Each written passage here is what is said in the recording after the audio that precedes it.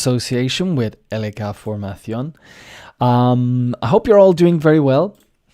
Today, I gotta be honest, I'm feeling a bit under the weather, which means I'm not feeling 100%. I'm feeling like I've got a bit of a cold or something. I don't know, but common at this time of the year.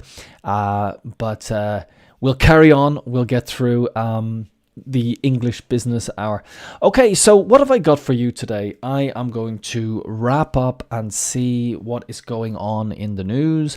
We're going to look at firms that have driven us crazy in 2022 from a UK point of view. So that is firms or businesses that have annoyed people or driven them around the bend. That's an expression we use in English to say drive me crazy, drive me around the bend. Okay, what else have I got for you? We're going to be looking at, in a business sense, negotiating compensation with your company. Tips and tricks for how you can get a better deal for yourself. Also, we'll be looking at negotiating Christmas from a child's perspective. So let's have a look at that. That's quite an interesting, fun story. Then we're going to be looking at our idioms, phrasal verbs, that kind of thing, which I usually do. But we're also going to be looking at the word of the year 2022. And then we are going to look at, the word of the year. And this is quite interesting because I'll talk about that when we look at it. That'll be towards the end. And then finally, we're going to do some listening with some American accent from the New York Times. So stay tuned for all of that. Let me just let you know that if you get over to YouTube, you will be able to join me in chat and you can ask questions there. I'll look at them and then get back to you towards the end. But you can get in contact with me through there live on the chat. And also, that would be great if you could do that. Give me a like, give me a subscription, whatever, so you know when I'm on. Because sometimes I think in LinkedIn, it can be a bit small. So get over. I've provided the link for you in a post earlier on. And you can get over there to YouTube. I'd love to see you there. So I'm going to jump over and we're going to look at... Oh dear, oh dear, oh dear. Well, most of you, in fact, almost 99% of you following me on LinkedIn are from Spain, and a lot of you are from South America on YouTube. So how do you guys feel? Have you woken up to a hangover? Because unfortunately, or fortunately, it depends on which way you look at it. I'm neutral. Well, I'm a bit more biased towards Spain, obviously, because I live here and I'm invested in the community. But if Spain went out of the tournament last night to Morocco, I was listening to a podcast, and there's a famous commentator here in Spain, well known, called Maldini. You guys know who I'm talking about here in Spain. And he predicted that Spain would in fact go out in the quarterfinals, or he predicted Spain would maximum get to the quarterfinals. So unfortunately, they were knocked out in the round of 16, but it's not really a great surprise. I suppose, though, when you take those penalties, it makes things worse. But you got to think about the positive. If they were good enough, they would have won in the match. So congratulations to Morocco. They put up a good fight, and penalties is a lottery, really, to be honest. So Morocco go through and Spain are out. Let's have a look and see what else is happening in the news. Lots of Moroccan, the diaspora around the world as well, celebrating in different countries, because there's a large Moroccan community here in Spain and in the north of Europe as well, all celebrating. Other news is in Argentina, Cristina Kirchner has been condemned to 6 years prison, a prison sentence of 6 years for corruption. Not long ago, she was somebody tried to assassinate her, uh, but the gun jammed. It didn't go off, thankfully, so she wasn't killed. But she has been embroiled or involved in corruption and in court.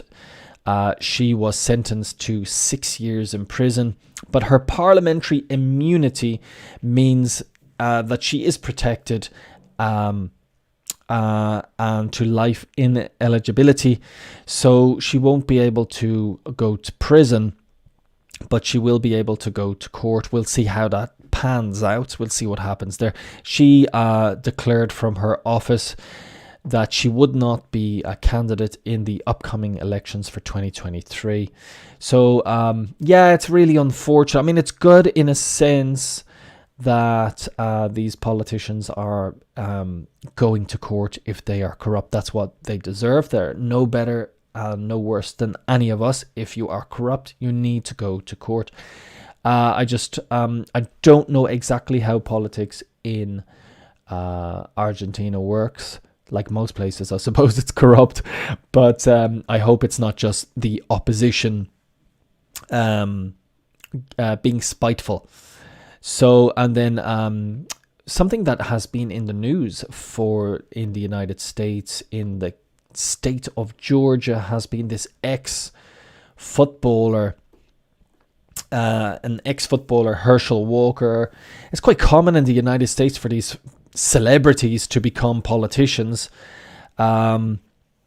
And you could say that's a bit ridiculous, but I don't know if it's any more ridiculous than career politicians that we have as usual. So anyway, this ex-American football star lost the election to, let me look and see, what was the guy who won?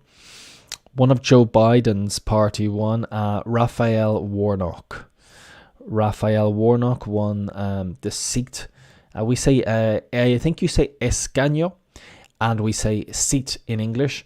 So he won the seat for the Democrats, who normally don't do great in that state in the United States. So congratulations to him. And as we say, like to Spain in the football yesterday, commiserations to Spain, and commiserations to Herschel Walker for losing.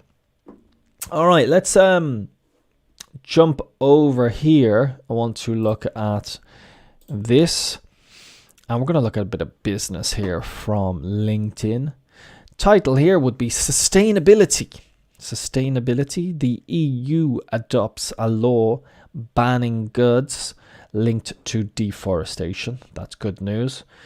Goods or products sold on the European market will need due diligence statement to show their supply chain did not contribute to deforestation. Does that mean anything to you?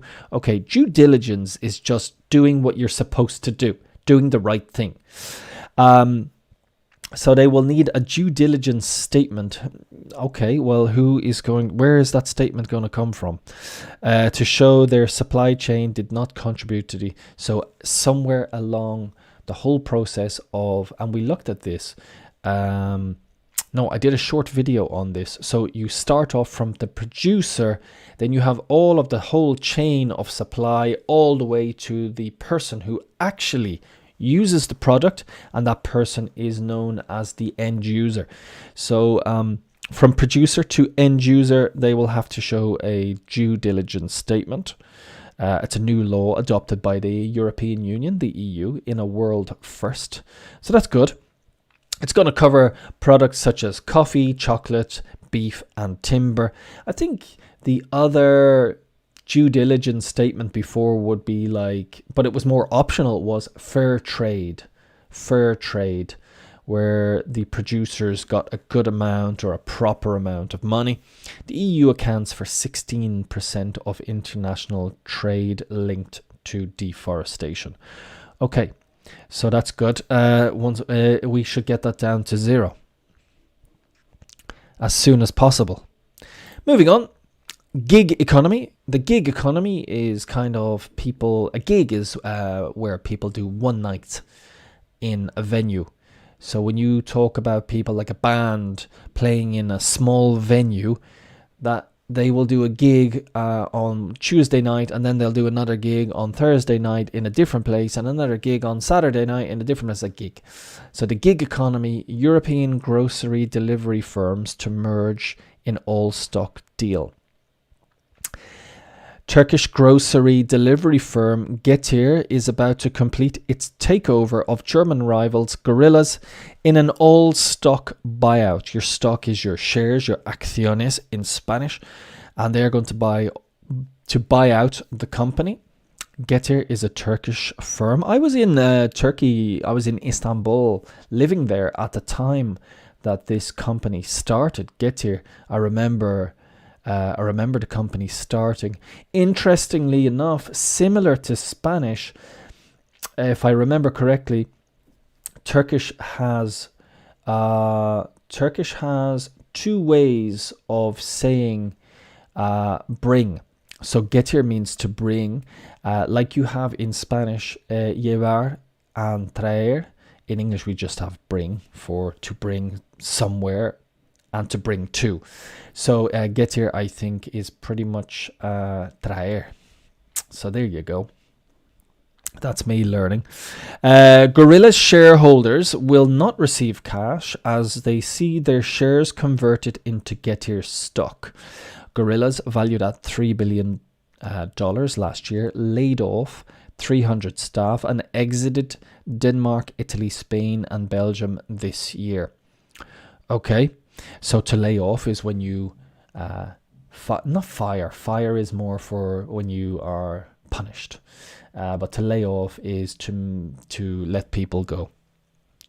Make unemployed. Okay, $3 billion last year, laid off 300 and exited Denmark. Yeah, it wasn't working out there. Okay, employee retention. That is to keep your employees. Treat your staff like customers to keep talent on board.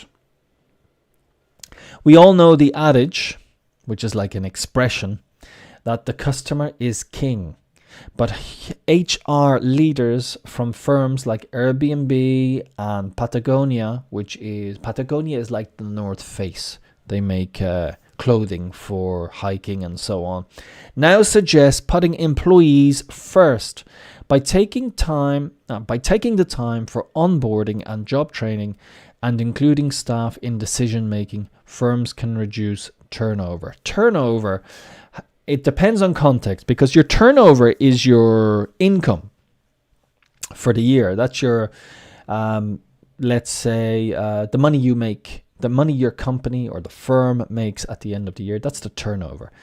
And then, but staff turnover is when staff change company, okay? Leave the company, come in, go out. So that's turnover. It depends on your context. Happy workers will also likely create a better customer experience. Yeah, I suppose so. Happy workers will also create a better customer experience. Yeah, it's interesting talking about, it was an interesting conversation I had with some students recently about customer service here in Spain and customer service when I was in the UK. I felt that the people who work here in Spain generally tend to be themselves. But in other countries like the UK, you're kind of forced to be a different person. You're forced to put on this face of customer service. And if you're not really happy and you're putting on this face, it can affect you. Whereas people in Spain I see in, like, you know, when they're working in a shop with the public, tend to be more natural. And this might, in the UK, for example, might be unacceptable because your natural face or your natural behavior might not look positive. But I think it is a positive thing just to be yourself. Whereas in the UK, you know, and the United States, you know, have to put on this face and like, hello, how are you today? And like inside, I'm really dying, you know, I'm really depressed. So that's a difference I've noticed from I'm not saying one is better than the other. It's just something that I have noticed. Idea of the day. Aim to be the wisest in the room rather than the smartest. It can be tempting to try and to be the most intelligent person in the room at work, but focusing on developing wisdom. Wisdom is sabio, or is more beneficial for the team, says Adam Grant. People reveal their wisdom by integrating what everyone knows. Intelligence can be used to advance personal agendas. Your personal agenda, this is what we looked at the other day. Your personal agenda is your personal goal. It's your plan. That's your plan. It's your personal agenda. It's not your list of things to do. No, it is. An agenda is also a list of things to do during the day, but a personal agenda is your personal plan. Wisdom guides groups to shared goals. So let me try and see what this means. Reveal their wisdom by integrating what everyone knows. Okay. So wisdom to help the team, intelligence to advance personal agendas. Okay, always got to listen. And finally, today's debate. Is disengagement or overwork a bigger business challenge? Over the past, it's from Mike Jones, founder of We Are Better Happy. Over the past few years, there's been a massive focus on improving employee engagement, but there's an equally big issue we're not discussing enough. And that is that your best, most engaged people are most likely to overwork and burn out. Burnout is when you basically become mentally ill from working too much. You get sick, you get ill. It's a bad balance, but unfortunately, as the data highlights, an accurate picture of most businesses. Over the past few years, there's been a massive focus on improving employee engagement, but there's an equally... Yes. Just be careful, people, not to burn out, not to overwork yourselves. And companies should be aware that often the hardest workers are overworking and they can burn out. Well, we talked about the 4-day week, and I was listening again yesterday, which was a national holiday here in Spain, to the Financial Times, and they were talking, if you get over to the Financial Times, you can get the application. Most of the stuff there is actually free, so that's great if you want to improve your business. Listening to Financial Times, and I was listening to how the firms are actually doing for get out of here. How the firms are actually doing in relation to their companies doing the 4-day week. They get some people from about 4 or 5 specific companies to talk about how it's going. And it's been really, was quite interesting. There was a games company, there was a restaurant, I can't remember the other companies, but they were talking about how it's affecting them. Most of them actually being positive. The games company, what they felt was they were missing was the time to actually get together in an enjoyable way. They would often do on a Friday or in the evenings. But now, because they're working harder and on Friday, they're not there. But overall, the experience of a 4-day week looked to be, it's an experiment at the moment and people are taking part, but look to be positive. And it gives people a time to develop themselves on Friday, or perhaps work on their side hustle, which is something that companies can support, which is, let's say, if you're working for a company but you also want to be a YouTuber or something, you can do that on your Friday. It's called your side hustle. All right, what else have we got here today? I want to move over. Yes, we were talking about what was it? I had it on the list. Let me get back to my list. Oh, I want to move over now to the companies that have where is it? No, not this one. Oh, where is it gone?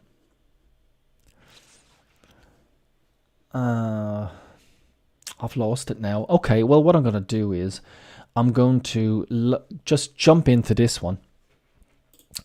but I'm going to show you on the screen. If you well, actually, give me a moment because I know it's here somewhere. It was an article. Ah, yes, I found it. It's which firm has been driving you around the twist or driving you around the bed. Bad banks, bungling energy suppliers. Bungling is making mistakes, and hopeless phone firms. Like, hopeless is kind of, sometimes when we say someone's hopeless, we say they're useless, inútil. So here we have the bungling, making mistakes, bad banks, hopeless. We can see here is useless. It's time to vote in our Wooden Spoon Award. This has come from the Money Online from the Daily Mail. The Wooden Spoon is the person who is last in a competition. They get the wooden spoon. The wooden spoon is it's a wooden spoon for cooking, essentially. And the wooden spoon is famous in English culture as well for being, when we were all younger, and not nowadays, hopefully, but when we were younger, this is what our parents would use when they needed to enforce their way. In other countries, it's the sandal that you wear on your foot. The parents would throw a sandal at the children. When I was younger, and for a lot of us, it would be the wooden spoon. And I remember in my house distinctly hiding the wooden spoon. Okay, so here are some companies that have driven people around the bend, and there is a Spanish company on here too. So let's have a look what we have. British Gas. This is from the UK. So bonkers means crazy. You're getting all these words today. Bonkers means crazy. Bonkers billing at British Gas. So as you know, and here and in many other countries, the gas bill has, the factura, the gas bill has gone through the roof, and a customer's here we have one example where someone went from 80 a month to 800. So this is just getting the bill wrong from British Gas, but often to resolve these issues takes a lot of time. British Gas has also been slow to answer the phone to its customers, customer service not being great. It performed poorly in our tests for pick-up or pay-up campaign. Reporters were left on hold for up to 51. So they did a test, and when you are waiting, I can't remember what this is called in Spanish, but in English, when you're waiting on the phone and you have the music, or they say, don't hang up, please, or please hold the line, you are on hold. You're waiting, you're on hold. And here, up to 51 minutes in the test. Nobody waits for 51 minutes, do they? Unless you leave your phone on the speaker and continue to do stuff around or whatever you need to do. We don't. What did British Gas say? We don't always get everything right, but we are constantly looking at how we can do more to deliver for our customers. Okay, it's a standard line that the spokesperson, portavoz, the spokesperson will say. We are constantly looking at how we can do more to deliver for our customers. So if you work in a company and you're looking for one of those lines, that's what you can say in English. Okay. British Telecom, BT, phone failing at beleaguered BT. What happened here? People were on hold here when they had problems for 45 minutes. One reader was left in the lurch. Okay. The BT call handler, the person who answers the phone, gave me a rearranged date but couldn't confirm that the engineer would definitely turn up. Okay, so when you're trying to organize something and the engineer needs to come to your house, they cannot confirm that the engineer is actually going to come. The managing director for service at British Telecom said, I'm sorry for the problems experienced by the Daily Mail readers. Daily Mail readers are a difficult breed of people. Okay, I think I get some good articles from this paper, but the type of people who generally read this paper like to complain. They are complainy people. So that's an interesting comment. Some delays because of industrial action. Industrial actions is strikes. So here we have the director blaming other people. That's good. Pass on the blame. Blame other people. Don't. He is not being accountable. He is not blaming himself. Next on the list is the DWP, dismal, which means terrible. You could say the weather outside is dismal if it's bad. Department for Work and Pensions, DWP. Oh, there you go. Department for Work and Pensions in the picture. Piles up the blunders. To pile up means to pile up. It's a phrasal verb for your work. If you are out work because you are ill, for example, your work will pile up. It will increase. Pile up means increase. Okay. Are we surprised? Are we surprised that a Department for Work and Pensions, a government department, is 60,000 have waited months for much needed pension credit.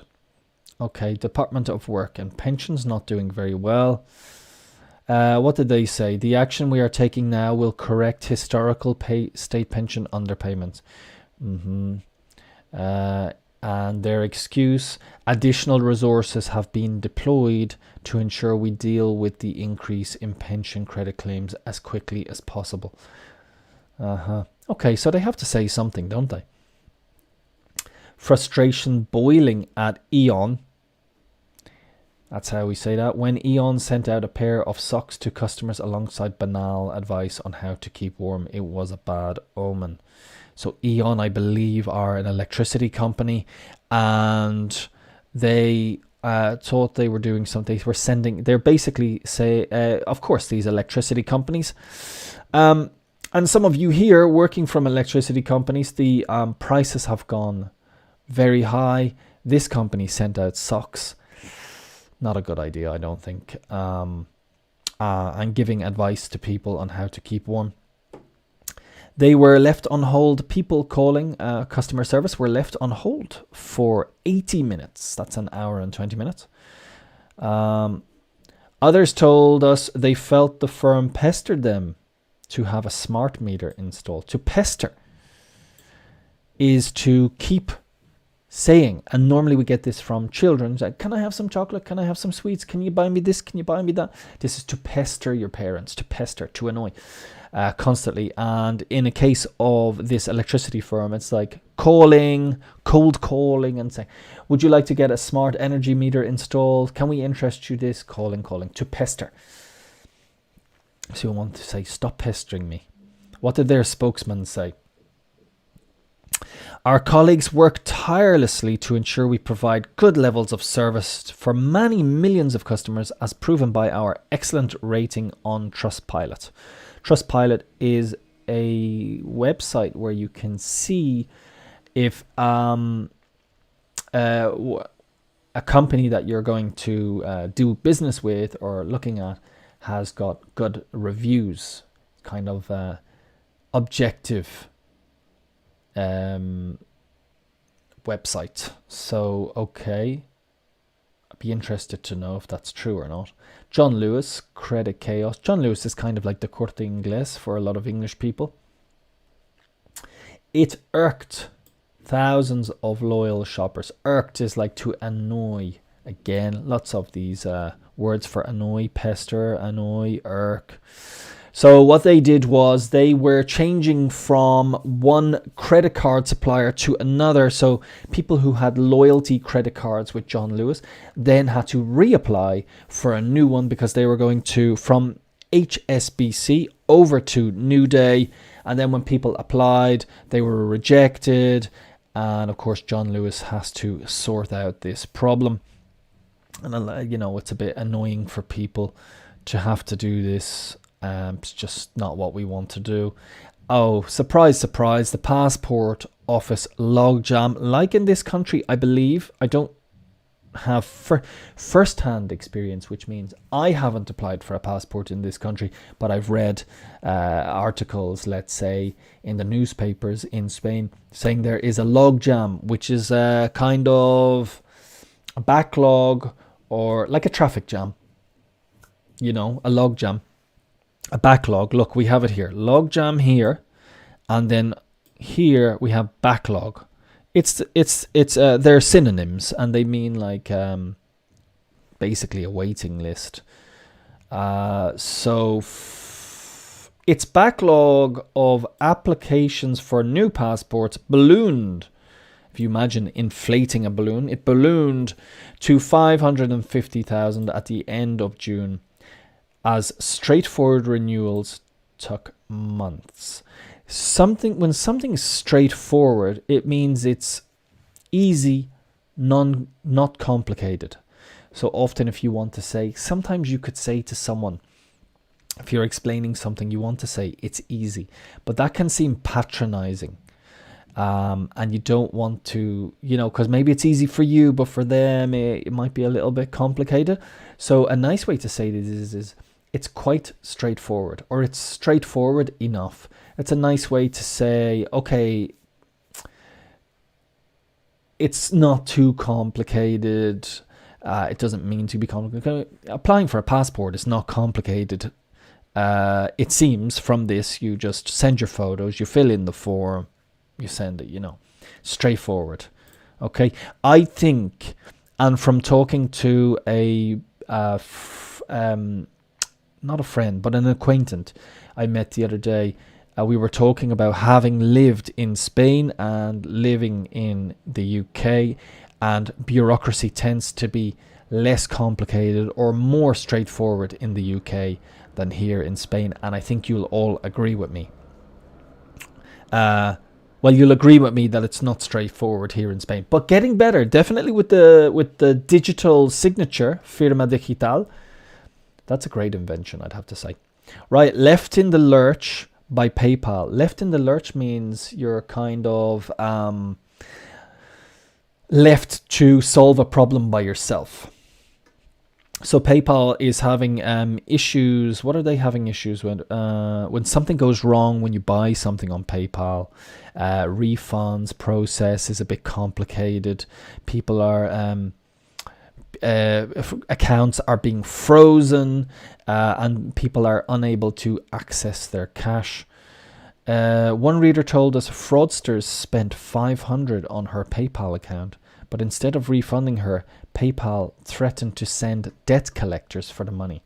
Okay, so PayPal not doing great. And this is what I said about a Spanish company, but really Santander nowadays just probably belongs, I mean, it's to everyone now. Customer service appears to have dropped down Santander's priority list. In July, it slashed opening hours. To slash is to cut. At 450 of its high street banks, so they shut at 3 p.m. rather than 4:30 p.m. on weekdays, and reduced Saturday hours to 316 branches. Branches, if I remember correctly, in Spanish. Oh, I remember reading this and going, "What is that word? It's just so different." A branch, sucursal, I think, in Spanish. Anyway, that's what a branch is. The other one from a tree is rama. But this branch is what we call sucursal. I know that's a sucursal, or sucursal is the one. Anyway, what happened here? Charlotte revealed how a thief had stolen her Santander bank card from her gym locker and gone on a 8,000 spending spree. So when you go and spend a lot of money in one go, we call this a spending spree. All right then. So these are if we just go through the companies that in a survey that have annoyed people the most, it has been British Gas, British Telecom, Department of Work and Pensions, E.ON, John Lewis, like the Corte Inglés, the Passport Office, and PayPal. Oh, and let's not forget Santander.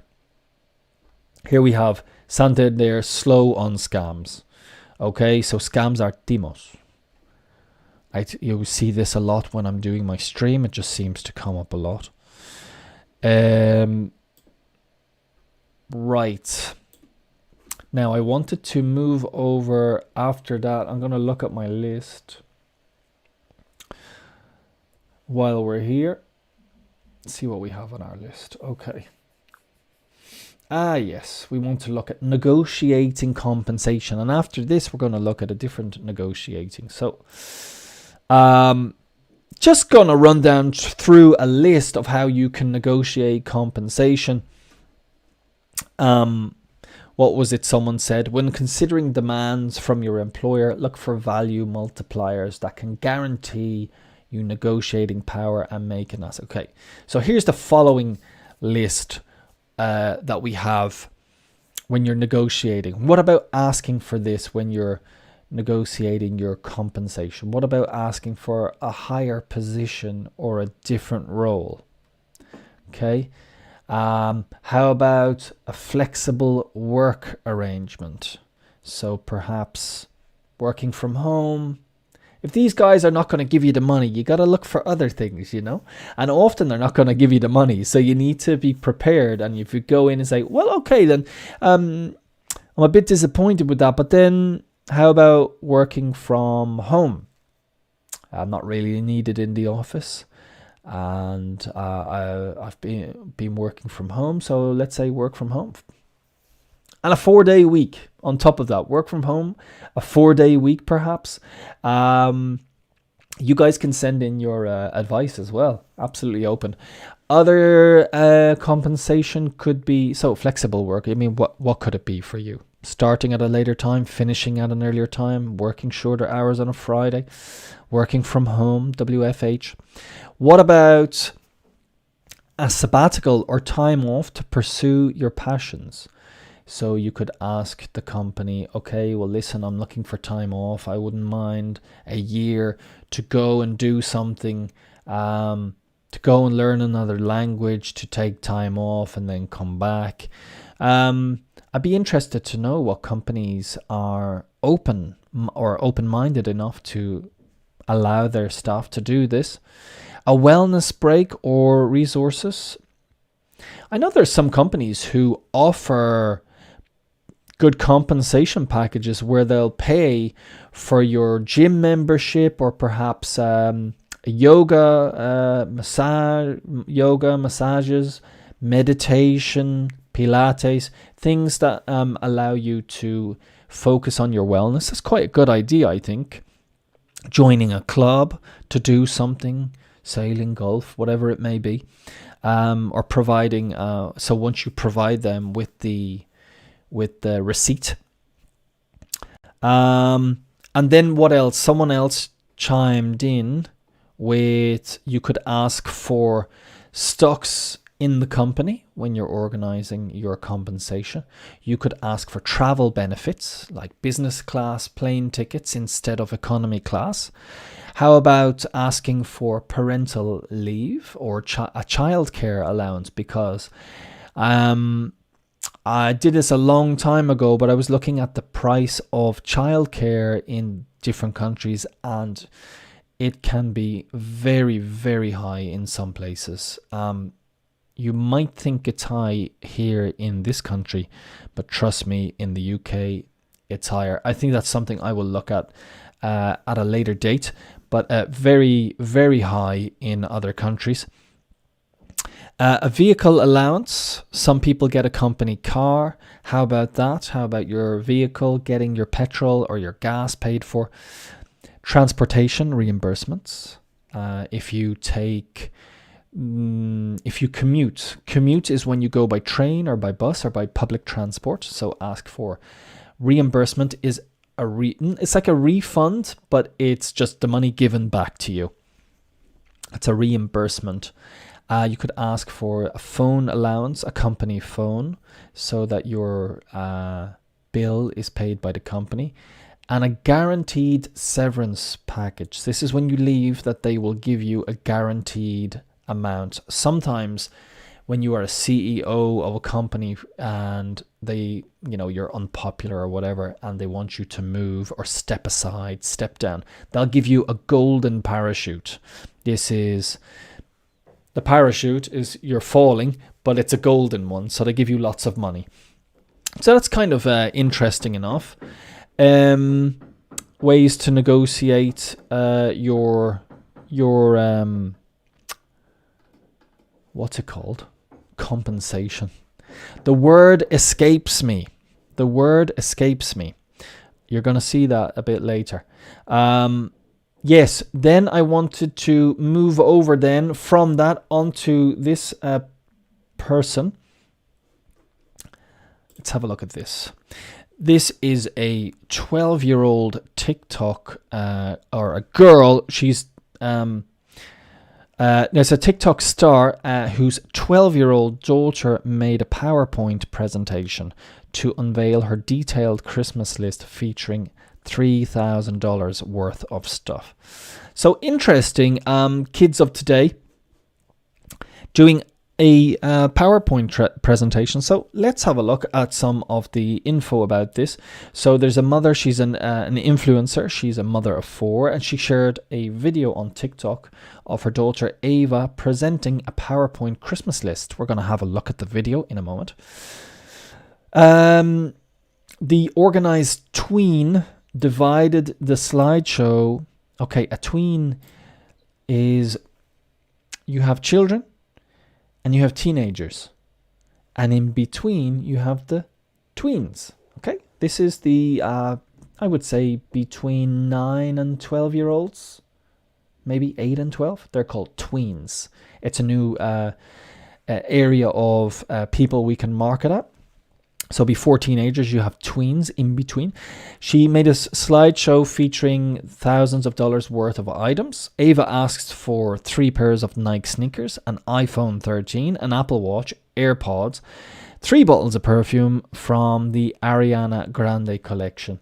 The video has been seen more than 15.7 million times, and it sparked a debate about the true meaning of Christmas. Yeah.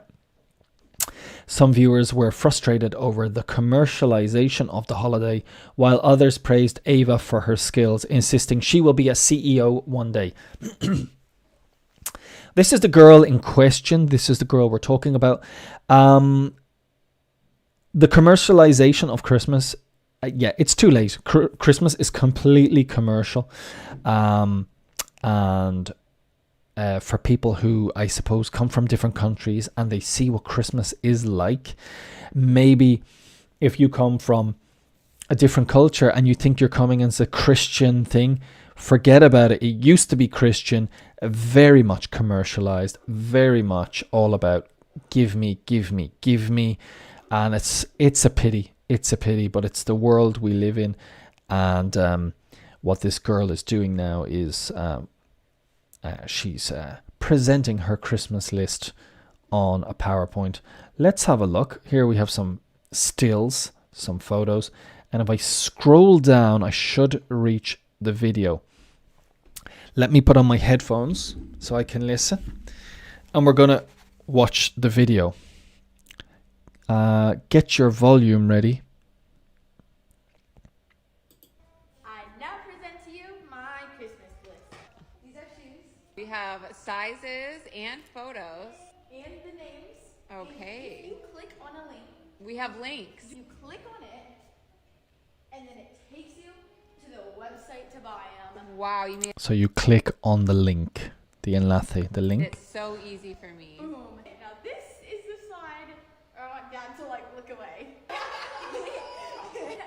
I made it easier for both of you guys. I put the info on it. There's more. There's a lot of snacks, and I will tell you why. This is my snack cart that I want downstairs, please, in my room, and then I put all the snacks in it. And then when I'm sick, you guys don't have to buy me anything, because I already have stuff. That's it. Okay, so there you go. That's her video. Her mother is an influencer. I don't know who she is. But yeah, I mean, all of us are quite competitive now. If you have children, you want them learning English. You want them doing other things. You want them coding. And some people believe that presentation skills are very important. I'm sure a lot of you would agree that presentation skills, we would all love to be able to stand up in front of a room, be comfortable, present, be engaging, be interesting, storytelling, all that kind of thing. This girl is if she does it well enough, she'll get $3,000 worth of merchandise. To be honest, I have to say, I wouldn't give her 3,000 worth of stuff. I mean, her mother is probably wealthy and well off. Well off means to have a lot of money, but good for her. Good for her doing presentation skills. Why not? That's what they have to do in school. And the reality is, in the future, if she has a regular job in a company, she will have to be able to do presentation skills. Let's jump to the comments and see what the Daily Mail readers say. Best rated. We're going to go to the most popular results. Yeah, Daily Mail. Let me zoom in on this for you. Best rated, 312. Best gift for her is to tell her no. Okay. Horrible idea and stupid thing to post to the world, showing how entitled your daughter is. They seem like a family of attention seekers. This is an attention seeker is somebody who is like, yeah, look at me, I'm important. Maybe someone who always, I don't know, they say something in meetings, or they just want the attention on them. We call them attention seekers. This is absolutely attention seeking. Of course it is. These people, that's their lives. Entitled little madam. I blame the parents though. Right, okay. So when you want to scold or, castigar or scold your children, often in English, and my mother would say this to my sisters when she got angry, say, listen to me, madam. And this is using the madam, is little madam is a young little girl who is not behaving well. So you're not going to use a bad word, but you say, listen, madam. And she's a little madam. Ghastly. Great word here. Ghastly. This is a good word in English. I would say an upper class word to use for something as terrible. It was ghastly. So here we have ghastly child. Should be severely punished for such greed. And then most of these influence are just really bad examples. Okay. Well, a lot of these videos are here to get people commenting. As you can see, the top comments on the Daily Mail here are people who just don't agree. I think it's a good skill, but yeah, if she gets that, she's gonna be entitled. I would never give that to a child. It's just she would have a limit. Okay, so like I say, she would Christmas for the English world is on the 25th of December. That's when we give the presents. That's when Santa Claus comes. We give presents between our family, and Santa Claus comes and gives presents to the children. Here in Spain, a lot of people don't know that you give presents on the 6th of January. That's our taking down the tree day. But yeah, what do you think? I don't know. It's going to cause a lot of debate, but yeah, that's the world they live in. They have a lot of money. That's what happens sometimes. Let's move over, and we're going to look at our words of the day. And I said one earlier, which was this: it escaped me. I couldn't remember something, and it was like, yes, it escapes me. And when something escapes you, it means you can't remember it. I'm really sorry, but your name escapes me at the moment. Could you tell me again, please? That's quite good, especially if you're working in an international setting. You've got someone from India, you've got someone from Belgium, you've got someone from the Czech Republic or Czechia, and they have names that maybe you're not used to. So you want to say in a polite way, your name escapes me. If you say, I'm sorry, I forgot your name, okay, they could be offended, even if you're sorry. So it's a nice way to say, I forgot it. I said it earlier. It's a nice way.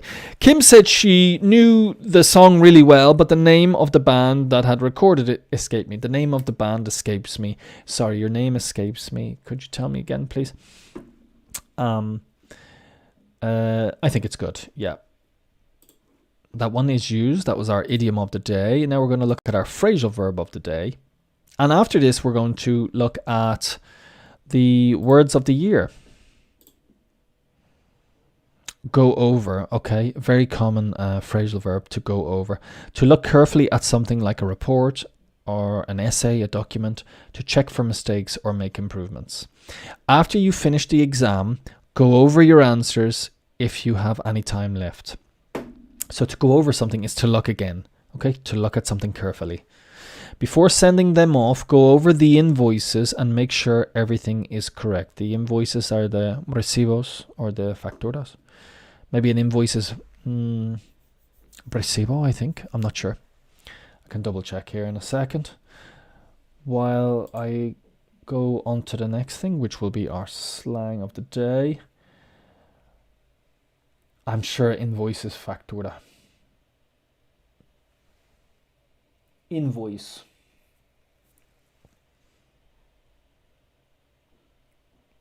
Factura is an invoice.